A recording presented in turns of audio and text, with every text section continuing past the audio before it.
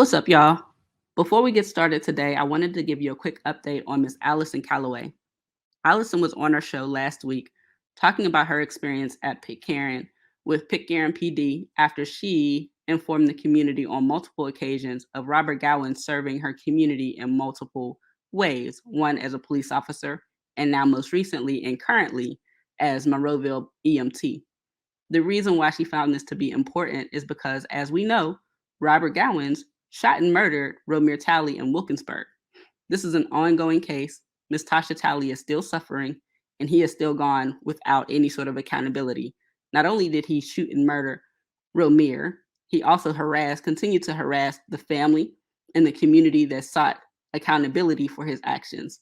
Then after that, Miss Calloway does not feel safe with this man working in her community, especially in a helping profession, a so-called public safety profession, and she made sure that the community itself knew about his presence because that's what we're supposed to do is protect each other.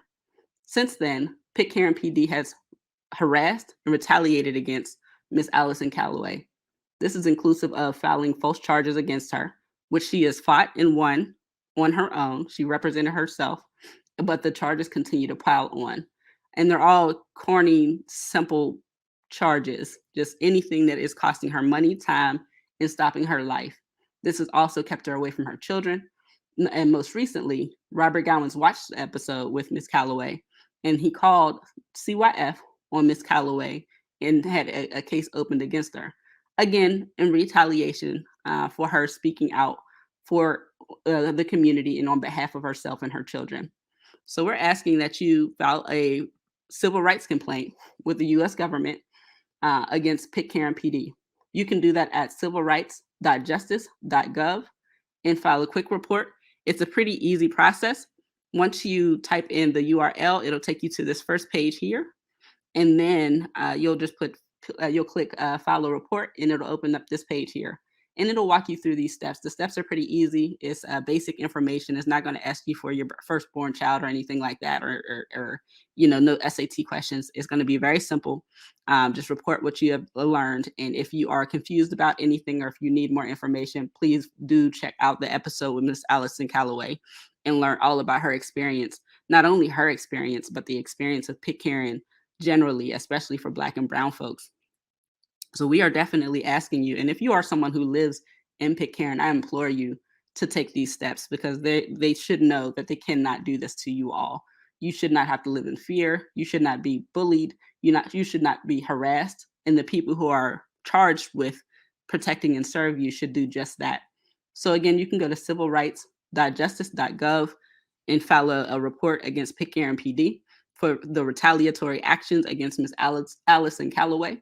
Anyone can do this and share this episode far and wide, share her episode far and wide, share this information far and wide so that we can not only protect Allison and her family, but our community at large. Also, ways to support Miss Allison is you can support her financially. She has suffered financially for having to defend herself in court against the police, take time away from business, take time away from her kids, come up with different ways for her kids to be supported while she is fighting for them. Her Cash App is MOM0132. Again, that's MOM0132. That is her Cash App. Please feel free to pour into Miss Allison. She deserves it. She is speaking out on behalf of us all. She did not have to do that. She could have been silent, but she did not because she cares about us and we should care about her. Another way to support her is to support her business. She owns a print shop called Self Made in Pitcairn. Address is 213 Center Avenue, Pitcairn, PA 15140. You can feel free to go down and check her out for any of your print needs. She prints t-shirts, has all the equipment, very passionate about her work and very passionate about the quality of her work. So again, ways to support Allison. Number one, file a police report, or not a police report, file a civil rights complaint against Pitcairn PD at civilrights.justice.gov. You can support her Cash App, which is MOM0132. That's MOM0132. And you can also patronize her business, which is Self Made Print Company, and that's 213 Center Avenue, Pitcairn, PA 15140. And that'll be all for this update. Justice, can we bring you up? Hello. Hello. How are you doing, beautiful? Oh, well, I'm having a flashback from that day. It was like a nightmare. It really was. It's still, still very much is, but I'm just very thankful to be in a different place in my life. Me and my children, I fought very hard to get my children home. Even throughout my innocence, I never put my head down, and I never let them say, "Oh, well, you did this and that," because, me and my children know what happened that day. And I'm just, very thankful that my children are alive, because that's the seriousness of it. And I went through like a lot of like when I was like incarcerated, stuff like that. They took me through parenting classes and things like that. And I know where I went wrong by putting my medication in my underwear drawer. But it's just the things that you would never think, just I would never think in a million years that my children would get so upset and like take my prescription medication. It was just like the last thing I would ever think. But today, we're in a different place, and we're just healing. It's been enough hurt, and we're just working on healing.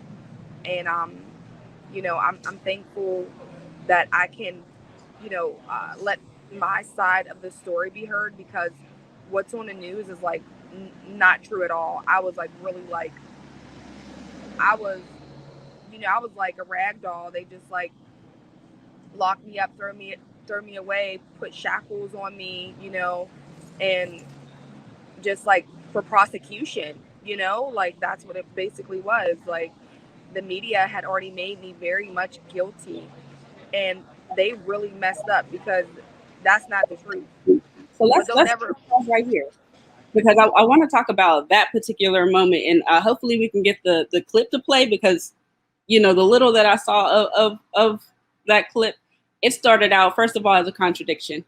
It as we just saw briefly, it said I didn't even want my kids or something to that effect. And then it also played a clip of you saying, I would never do that to my kids. Like, this is not true. This is not true. I would never harm my kids. I don't see how in the same clip they can put this narrative up and then also show that that is factually untrue, like in the same thing, but still like people are going to read what they read and they're going to take in what the media tells us, right? Because why would you not be able to trust the news? It's the news. And we know that we can't trust the news because we know what the news does to us. But everybody else, a common person, like doesn't know. So that everyone's aware. If there's anybody else who is, not familiar with your story, and of course, there's like even people who have watched your story unfold. We're not really familiar with your story. Can you tell us what happened on that day? It was a Wednesday, and I got my kids. I got my kids up for school like a normal day, and basically I sent them to school, and they like next thing you know, I got like I had a 2 year old at the time that now is 6 years old. That's another thing. The news, I just really was like, so where was my other baby at? That was my thing about it. Like, so okay, I was drugging these ones up and I was back at home sleep with the baby. Like, where's my baby at? Anybody who knows me know that I had a baby. I had the baby too. So that was really like wow. And basically after the boys left, I went back to sleep because that's my normal routine. I just go back to sleep for maybe like a half an hour because I have a 2 year old, and we all know 2 year olds are busy, busy, busy for 8 hours. So, make a long story short, I woke up and the police were in my house because I lived in this duplex, and they were like downstairs in the hallway, and they're like, "You and your baby need to get out of here. Your children are unresponsive due to carbon dioxide poisoning. You need to go now. Like you and your baby need to get out of this house now." So I just like like I was like half asleep, and like to hear like I'm like I believed them, but I didn't believe them because like I just seen my kids walk out the door. They was fine. They had their book bags on. They were fine. So I'm looking at my baby, trying to see if his eyes are dilated or anything like that. I don't see no signs of him. So, make a long story short, I put his pants on, and I went outside. I lived on a one-way street. There was fire trucks. There was ambulance. there was fire. They were actually ripping my neighbor's AC out the window downstairs. So I was really led to believe that it was carbon dioxide poisoning. And it was like a movie because like I lived on this one-way street. There was fire trucks, there was police, there was, ambulance. Like, so I ran to the ambulance with my baby. I'm like, hey, I'm like, listen, I'm like, they sent me and my baby have carbon dioxide poisoning. Can you check us? And they're like, just go down to the hospital. Just go down to the hospital. So I flew down to the hospital. I flew down there so fast. Just moms move so fast. We don't even know how we get there.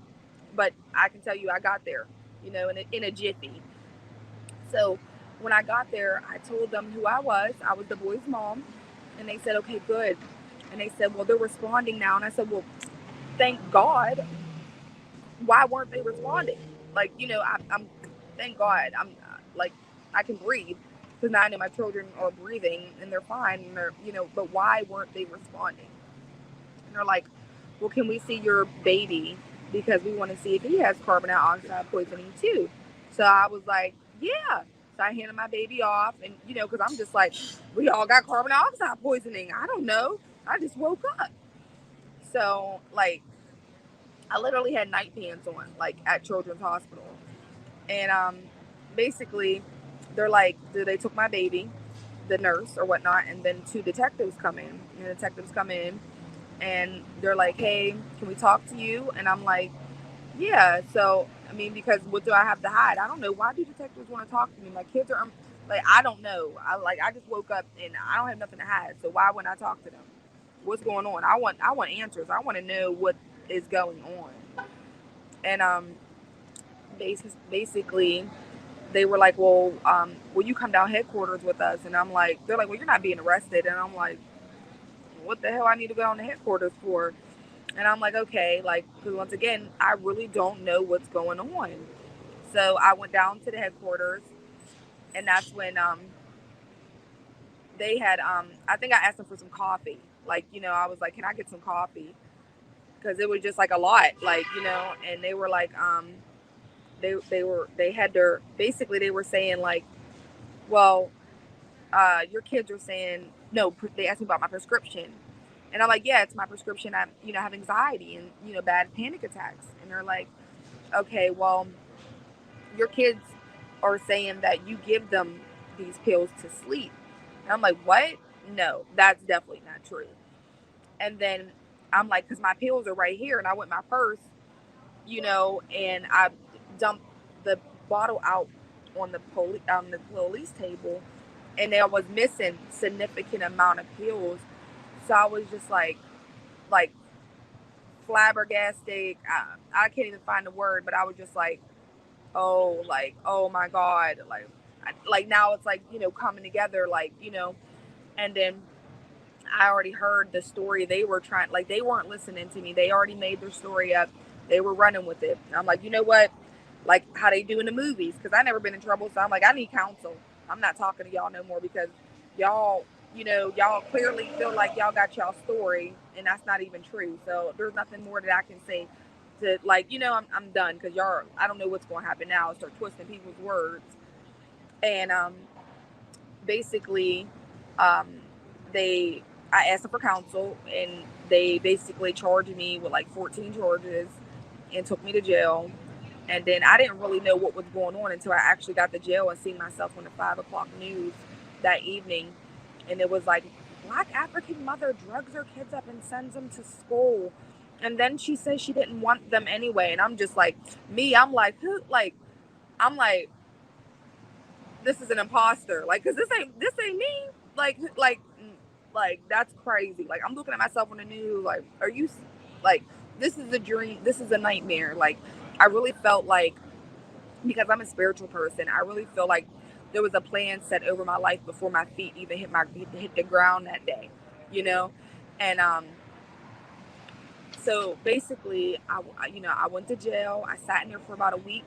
I had some friends and people give me signatures and money and stuff.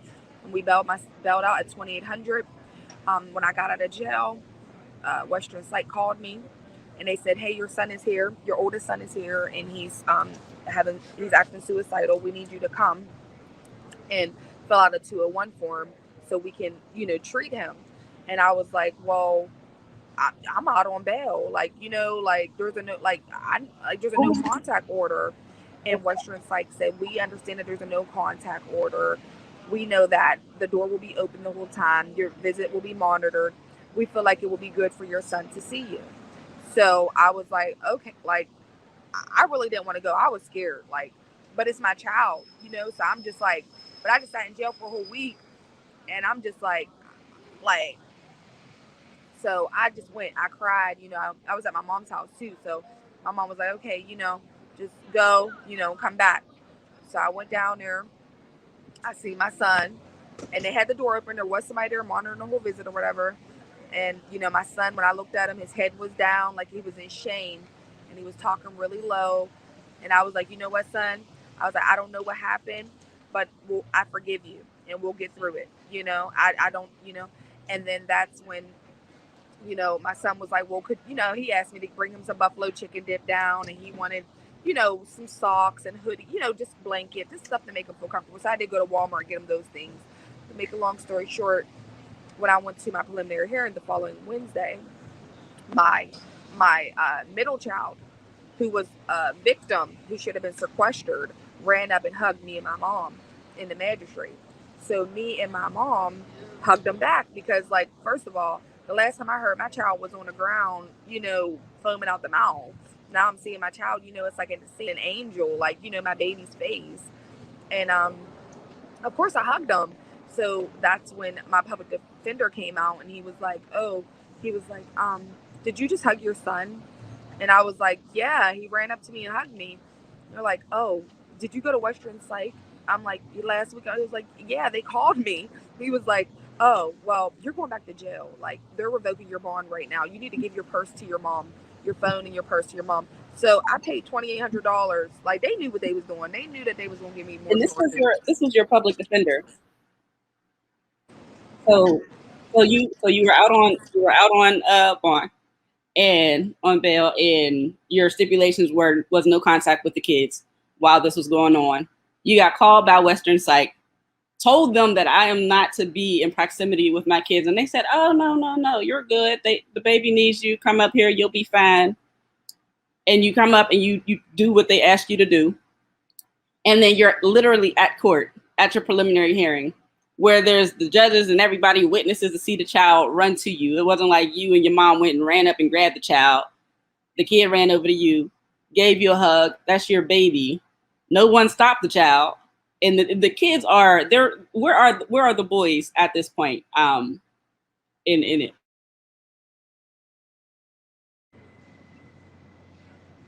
They're back at home with me. I fought for 2.5 years to get my children home. Oh, I mean, when what was happening, when this first started happening. So when you were in jail and had to come up, like, where were they? They were with their father's sister, their aunt. Yeah.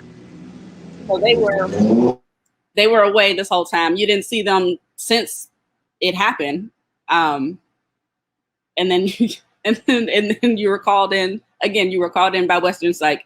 You made it very clear what the stipulations were. They assured you that you would be fine. And this is Western Psych. They work directly with the police, right? Like, they work directly with the justice system all of the time. So they know what you can and cannot do.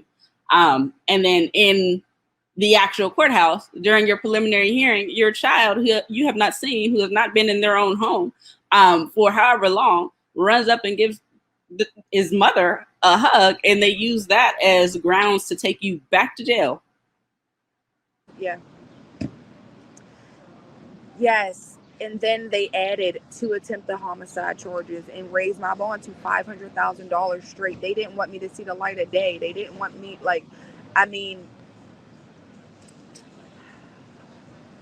it's just it's so crazy and scary. Like, I literally, it's just like I was set up.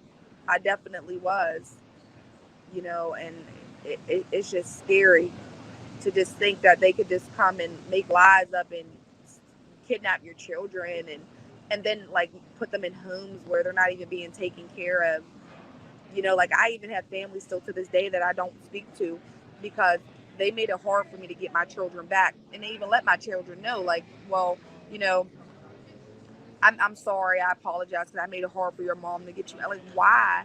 Like, it was really a messy situation. And a lot was revealed to me about a lot of things, a lot of people, places, and things.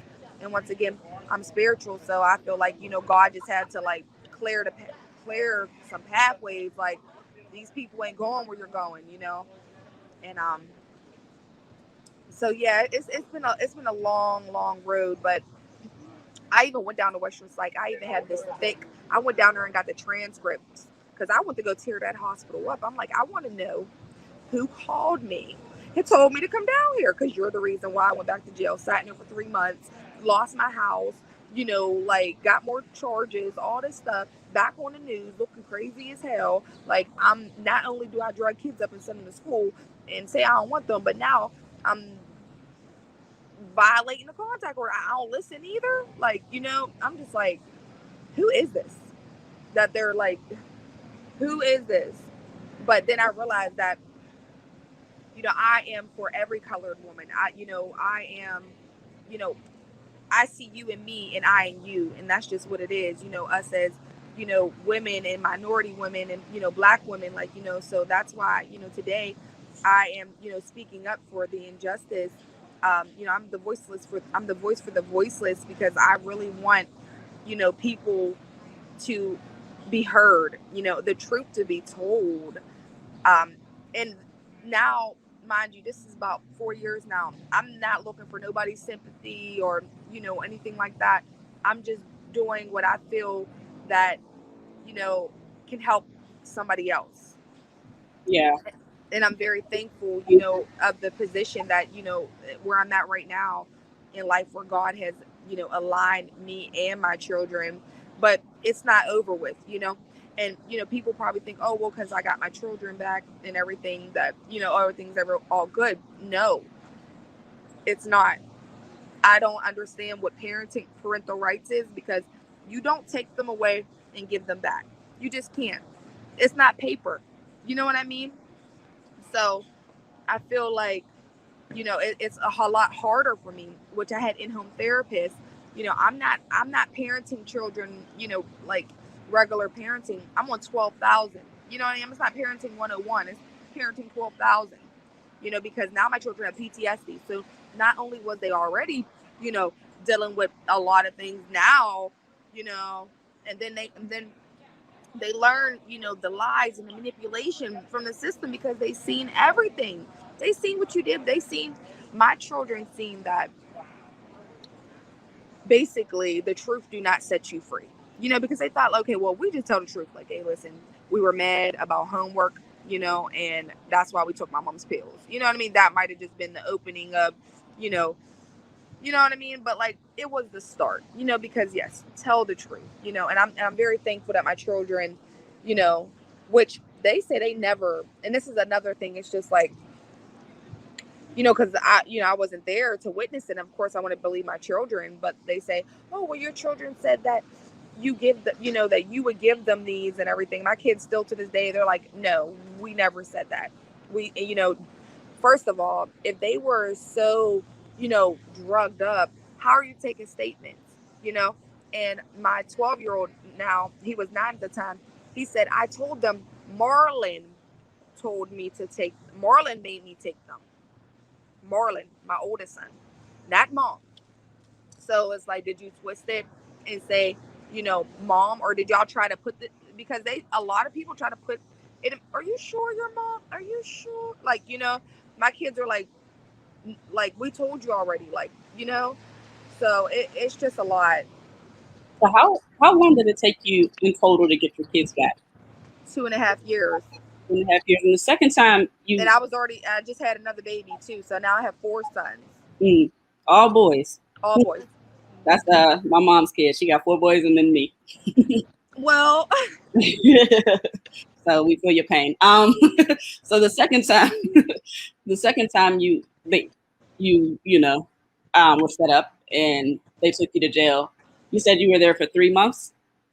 yes, because Did- I sat in there for a month, and that's when my public defender, went back to court or whatnot, and then basically the judge was like, she learned her lesson, let her go home on house arrest. But I didn't have no house to go home on house arrest. So now I'm just like stuck in jail. And I was really like stuck in jail. And, thank God I had a good friend and a business partner and a mentor that, allowed me to come home to her house and sleep on her couch for a few months and, just start. There's nothing you can do in jail. Nothing. Like my dad just died. I had titles to switch over. I was power of attorney. Like, like I'm not just anybody just sitting in jail. Like I'm really have business to handle. And it was just so, I stayed there and then I got a job and I started doing visits with my children through Second Chance, um, which I was telling you, about Second Chance. And, the one worker beat my son with a charger cord in the first foster home. And, that was never recorded or whatnot. And, I'm just like, well, how are these people with these titles, doing these things to these kids? And then it's just all hush hush, or, oh, the kids lie. Like, oh, so the kids are lying now because it's you, but they weren't lying when it was like, you know what I mean? Like, it's like a double-edged sword. Yeah, when we talked about your experience with a Second Chance, I was honestly blown back. I've always heard good things about the organization, like, but I don't know too much about it personally. I don't have too many like personal experiences with it, and so like that whole experience like threw me off. Like especially because like there should have been some charges and some firing happening around there that didn't sound like it happened. So can you tell us what happened while your kids were in the system and dealing with a Second Chance? Well, my boys went to 5 different foster homes. The first foster home, they were with their aunt, and there was like a lot of allegations, a lot of allegations of, um, you know, uh, well, like the one is when they got beat with the charger cord and stuff, but there were just like allegations of locks on doors, and like I don't know if these things are true. I heard a lot of things. I'm just sitting there like, oh my God, give me back my kids. Like, what are you doing with my kid? But I heard like my baby used to be in a pack and play like all day. Like, like my sons would call my sister and be like, my brother's in a pack and play for 24 hours, and he was 2 at the time. But basically, my oldest son was beat with a charger cord. That's why he was removed from the first foster home. And my second son was actually sexually assaulted by one of the children in the foster home. And that's when they were removed because of the charger incident. I don't think the sexual assault actually came out until after. And so that was the first foster home, and then the second foster home they went with my cousin, which my mother's niece. She promised me that if my kids went with her, she would let me talk. She would get my kids back. Like, I just want to help you. I love you, family. She got her number changed. It was just so crazy. Like, I just could not believe it. Had my baby calling her mom, like my youngest. Like, it was like really, really crazy. Like, and it's just like, so, and she also said that the lady from Second Chance was threatening her about her kids. I don't know. I think there was like a lot of lies and manipulation. Like, I don't know, but she said that, oh, well, I couldn't let y'all see the kids because me and my mom and my family did not see my kids on Christmases, holidays, nothing like that, thinking it was all up to CYF. Meanwhile, it's up to the foster parent. The foster parent, who's my family, supposed to be, wouldn't let me see my own kids. Wouldn't let my mom see her own grandkids. Like, just didn't take care of my children. And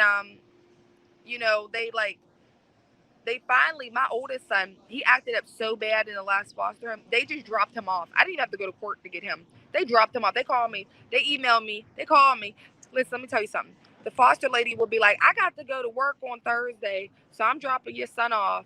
I'm like, well, I got somewhere to be. She like, well, you know what I mean? Like, CYF don't care. Like, so what y'all doing all this no contact order and all these visits for when people could just drop them off on me and give them right back? Give me my damn kids. Quit playing games with me.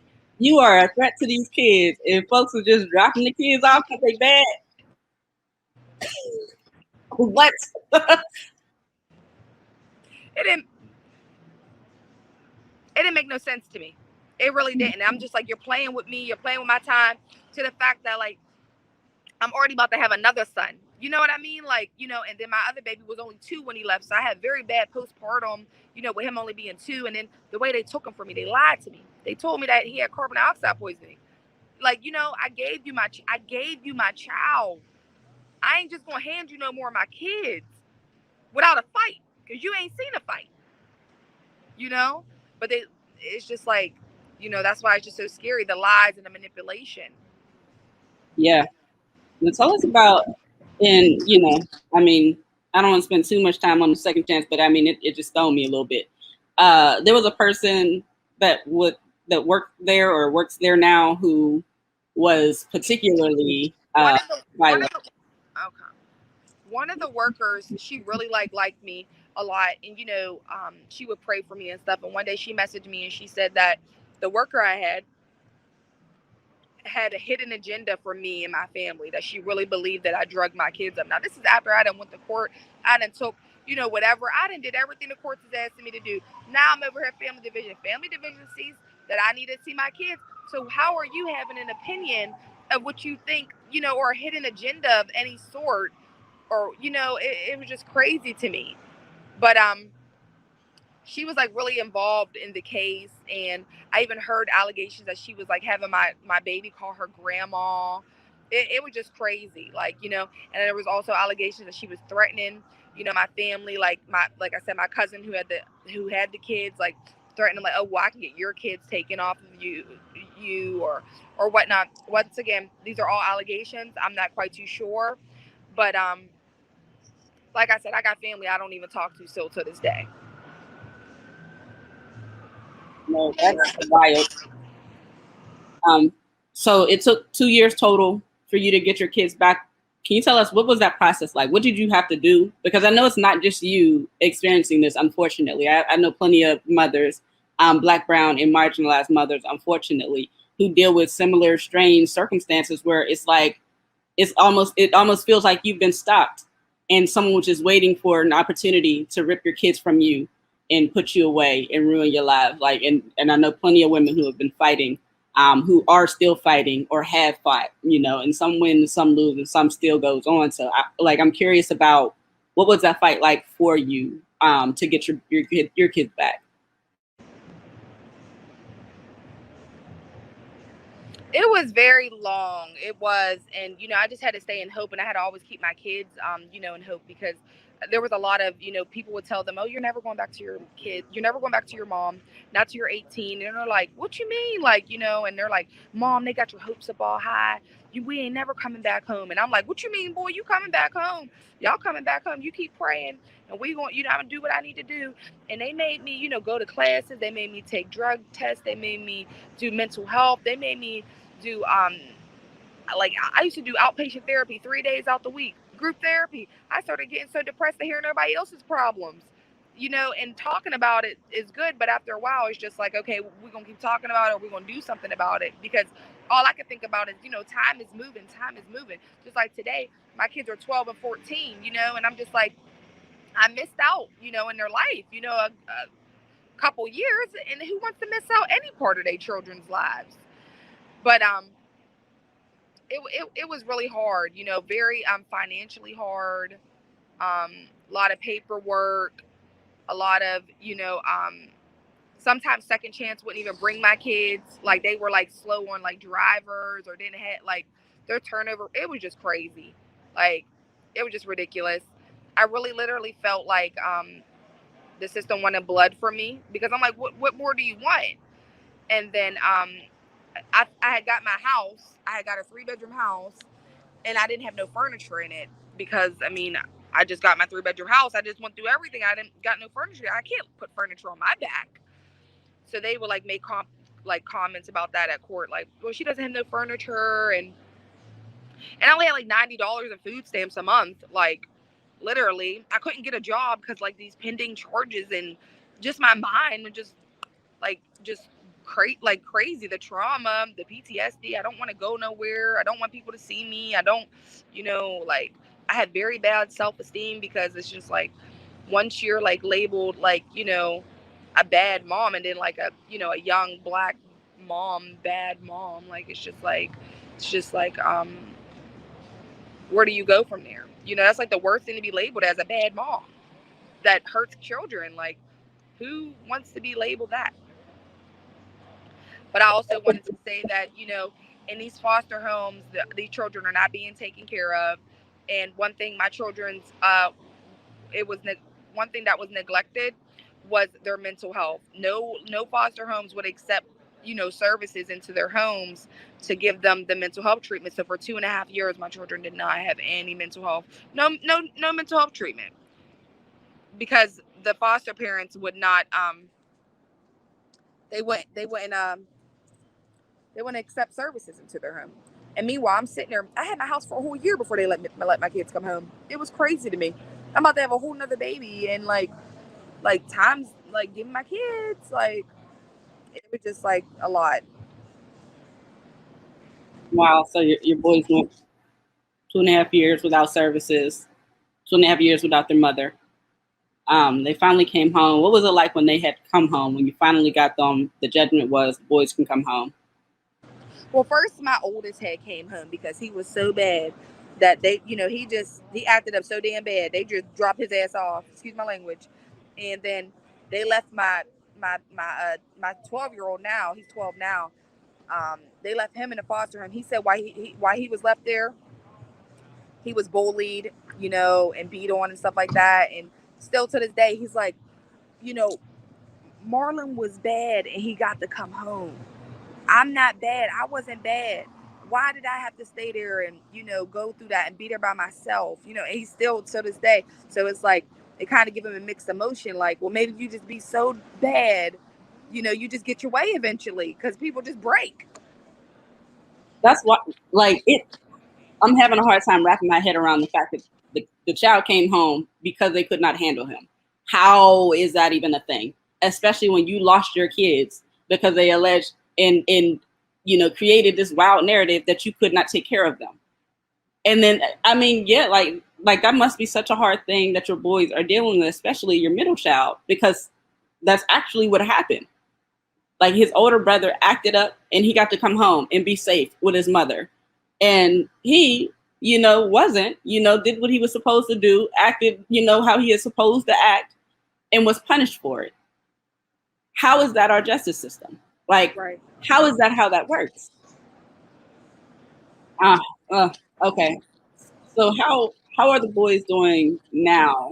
Do they have support around Um, all of the they're drama? they're doing good. Me, my mom, and my sister. And um, their grandma. We work together, and we're just doing the best that we can to just talk to them. And it's just so scary raising because I have a 14-year-old, a 12-year-old now. Like, and these are young, black men, as they would say, and it's just like scary because I just like you said, you got the concept. Oh well, you just be bad and you eventually get your way. So it's just like no, that's just not it. So I really try to teach my children about integrity and doing what's right. When nobody's looking, and just because we were treated unfair, don't mean that we have to treat others unfair. So I'm just trying to do the best that I can. And what about your well then 2-year-old, you're now 6-year-old? How is he faring? He's good. I mean, he was 2 when it happened. He's good, but he does have PTSD, because he didn't see me for 2.5 years, and it was a lot.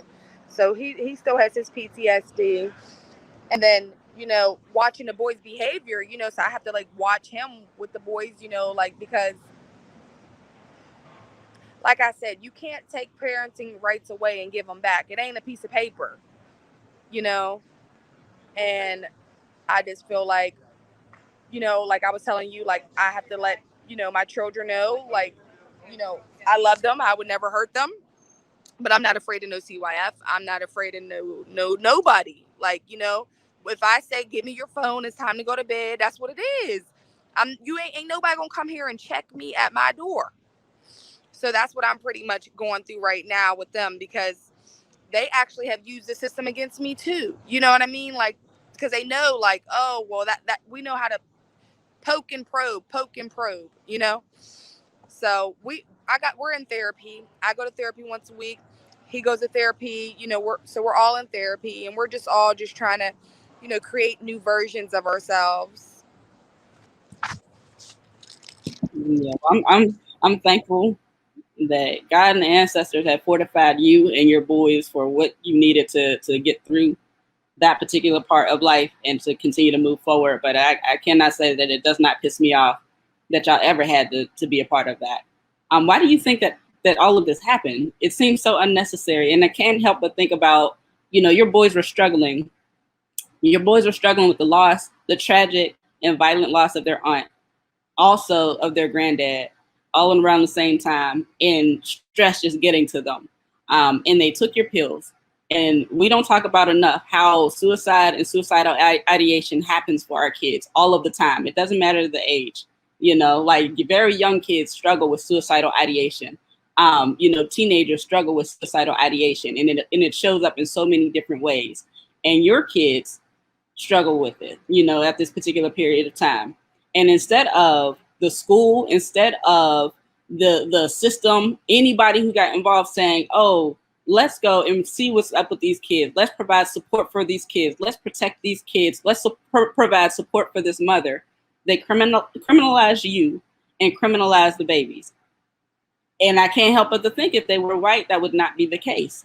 And I say that, and that's, like, because that's just what we know. Like, it's just what we know to happen all of the time. So I'll jump off of that. But it just, all of this has been blowing my mind since we first spoke. So I'm wondering, why do you think that so much intention was given to you and your family being targeted in this really violent way, all the way to the media, literally just creating some wild narrative that went directly against what you were saying out of your mouth?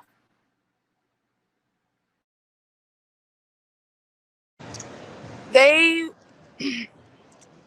they wanted to paint the black woman, paint the image of a black woman, like what, a millennial mom. I'm not quite too sure what was, because like I said, it was a crisis. It was nothing criminalized that day, nothing.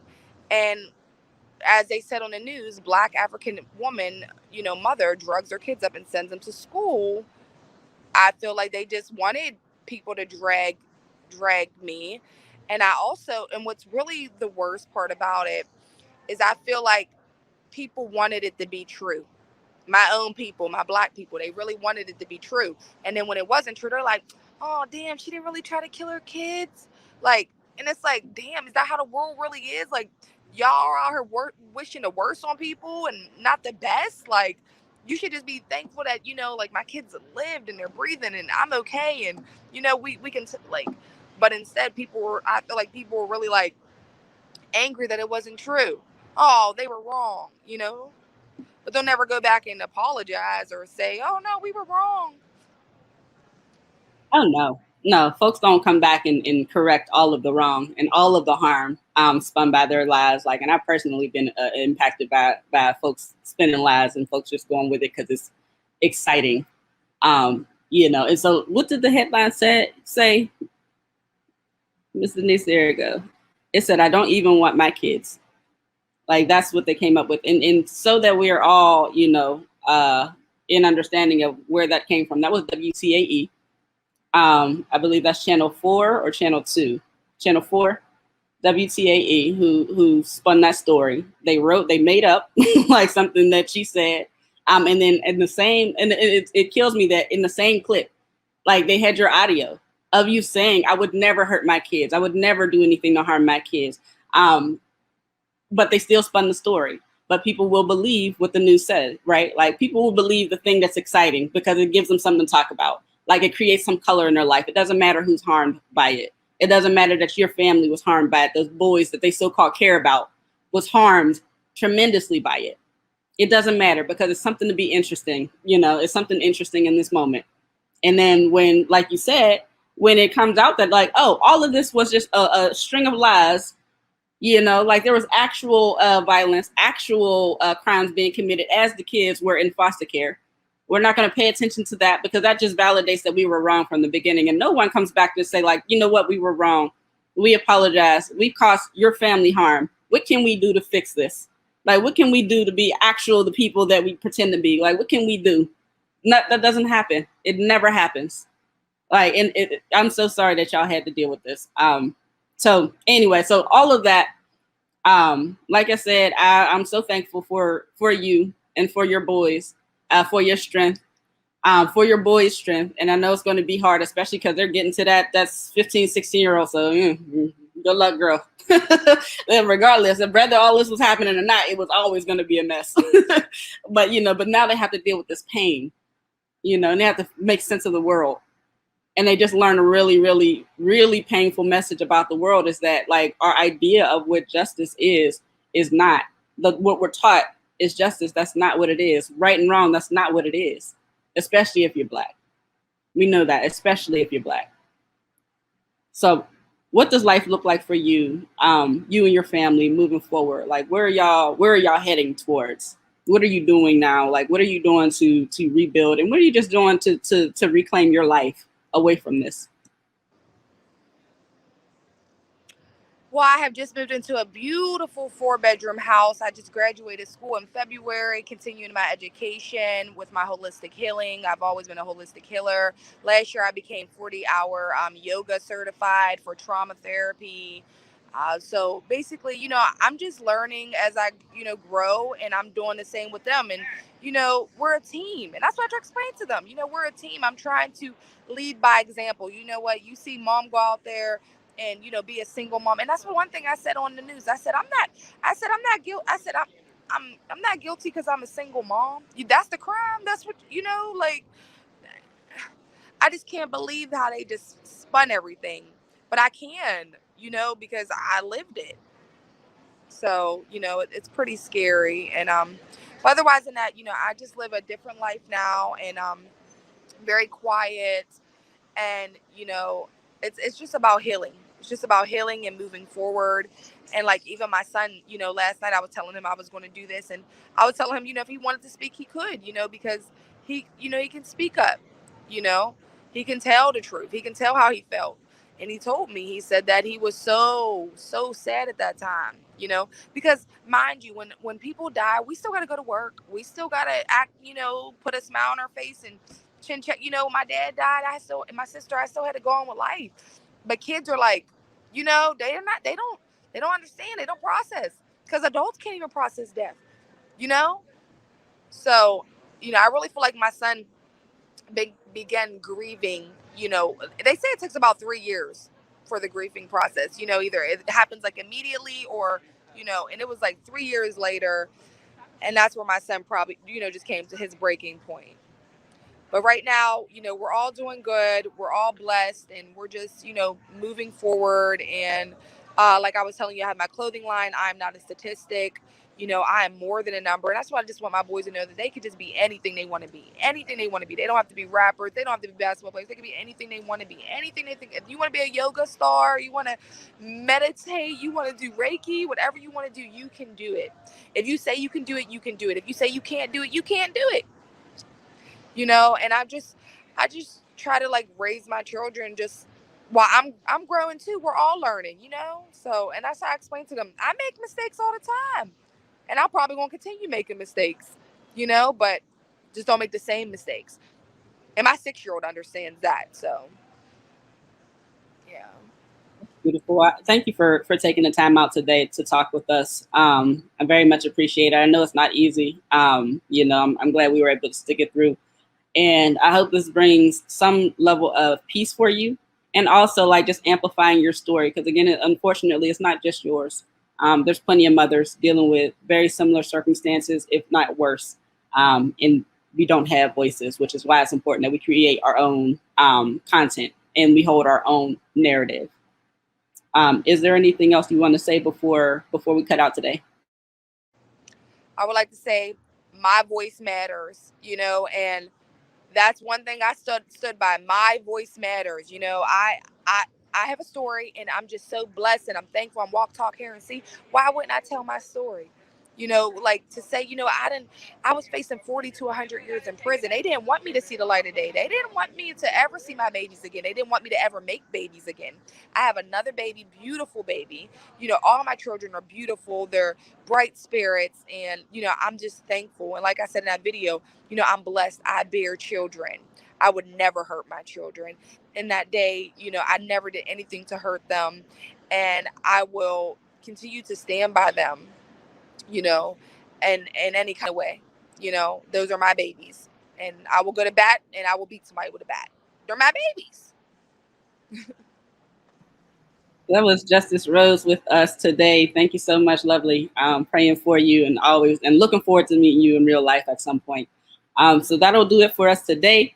This has been the CS Podcast. As always, we will be back next week. Next week, we will have on James Byrd. He has a very interesting story, an interesting life. We'll get into that a little bit later. As a reminder, tomorrow, Mondays, every Monday, Today's News, Changing Our Narratives, will be on 7 p.m. on QK Productions Facebook page and YouTube page. And they're also on Twitter. On YouTube, it's Black News 325. Also on Twitter, it's Black News 325.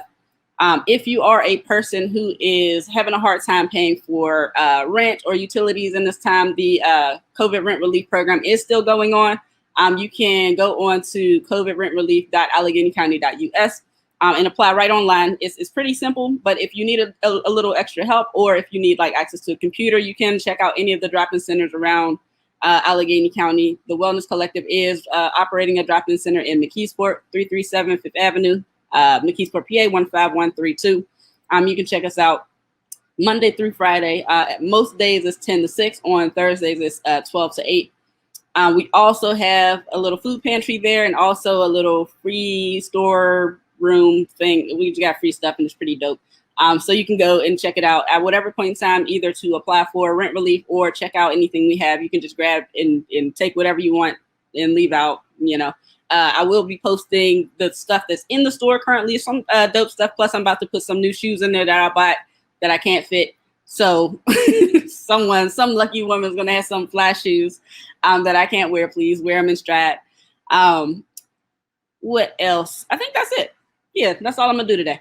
So thank y'all again. We'll see y'all next week. If you have a story that you want to tell, you can contact us at 412-453-6309. You can call and leave a voicemail or text. I'm not going to answer the phone if you call, so don't get perturbed by that. I just don't answer the phone. Leave a voicemail. I'll call you back. Or you can email me at racialjusticeandmedia@gmail.com. And that'll do it. Later.